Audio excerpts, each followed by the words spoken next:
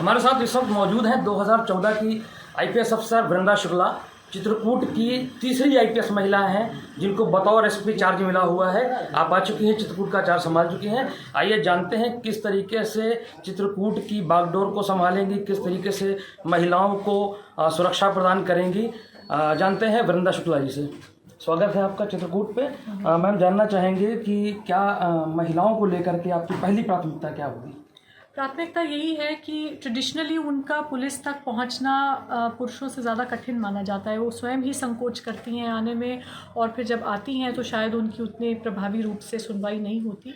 तो इसी स्थिति को मैं चाहूँगी कि ये बदले, और बार बार मेरे द्वारा अपनी फोर्स को यही संदेश दिया जा रहा है और इस पर बहुत बल दिया जा रहा है कि महिलाएँ हमारे लिए एक सबसे प्रायोरिटी ग्रुप हैं जिनको प्राथमिकता से पुलिस सेवाएँ पहुँचाई जाएँ, और उनकी जो समस्या है चाहे वो कितनी छोटी क्यों ना हो, उस पर तत्परता से कार्रवाई की जाए ताकि बड़े अपराध को होने से रोका जा सके। देखा जा रहा है कि थानों पे खास तौर पे महिलाओं की जब कोई तहरीर आती है तो उनको बरगला करके, उनको बहला फुसला करके उनको वापस कर दिया जाता है। क्या इसमें भी कुछ काम होगा? क्योंकि महिलाएं आखिर जाए तो जाए कहाँ, महिला थाने भी जाती हैं तो उनकी उस हिसाब से उनकी सुनवाई नहीं हो पाती है। जी, ये तो देखिए, महिला संबंधी अपराधों पे कार्रवाई ना करने के लिए तो ज़ीरो टॉलरेंस है मेरे अंदर, और ये बहुत जल्द ही सभी को सूचित कर दिया जाएगा कि तत्परता से संज्ञान लेना है और जो भी उचित कार्रवाई बनती है वो करनी है।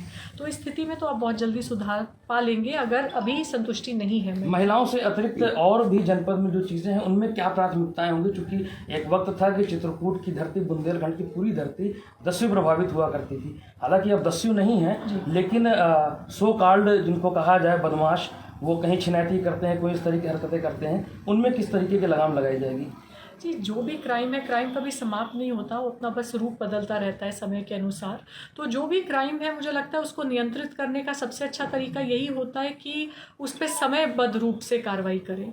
और मेरा इसमें बहुत विश्वास है कि यदि हम समय से एफआईआर पंजीकृत करें और उस पर विवेचना करें और फिर जल्द से जल्द कुछ केसेस में सज़ा कराएं, तो उससे एक बहुत अच्छा संकेत जाता है समाज में, और ख़ासकर क्रिमिनल्स में, कि अपराध करना इतना आसान नहीं है। और ऐसा नहीं है कि महीनों महीनों विवेचना लटकती रहेगी और उनके खिलाफ कुछ होगा नहीं और फिर सालों साल सज़ा नहीं होगी। एक आखिरी सवाल और है।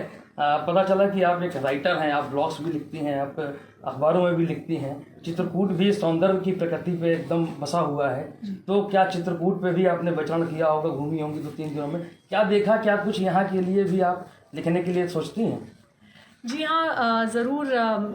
जैसे ही थोड़ा समय मिलेगा, थोड़ी फुर्सत मिलेगी तो मेरी इच्छा है कि इस पे भी लिखूं। बहुत ही ये पावन धरती है, और जितना भी मैंने देखा है यहाँ वाकई में एक एहसास होता है कि कितनी एंशिएंट हिस्ट्री यहाँ पे है, और भगवान राम का यहाँ पे जो इतना लंबा समय बीता और उसके जो चिन्ह वो पीछे छोड़ गए हैं, वो बहुत ही पावरफुल हैं। और यहाँ के जो धर्म स्थल हैं उन पे आप जाइए तो वाकई में महसूस होता है कि उनमें कुछ एक अनोखी बात है। बहुत बहुत शुक्रिया। तो ये थी 2014 की आईपीएस वृंदा शुक्ला। आपने कहा कि किसी भी तरीके से कोई भी अपराधी बच नहीं पाएगा, और चित्रकूट की कोई भी ऐसी सौंदर्य जगह वो उनकी कलम से नहीं बचेगी। ज़ियाउल हक, एबीपी गंगा, चित्रकूट।